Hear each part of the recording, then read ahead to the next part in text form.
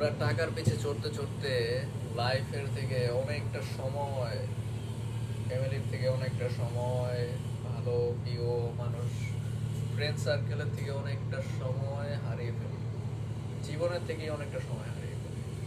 দেখা যায় একটা সময় লাইফ ছিল 18 বছরের, কিন্তু যখন আমরা বিদেশ আসলাম, বিদেশ আসার সাথে সাথে 18 বছরের লাইফ 40 বছরে যে দেশে যায় পৌঁছায়।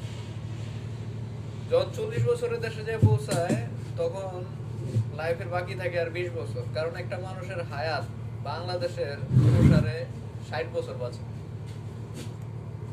সেই হিসাবে 18 থেকে 40-এ 22 বছর বিদেশে কাটানো সময়টা, এই সময়টায় কিছু টাকা হয়তো হয়, মানুষের ফ্যামিলি হয়, ফ্যামিলির সম্পর্ক অনেকটাই গুরুত্বপূর্ণ হয়, কিন্তু নিজের কিছুই থাকে না।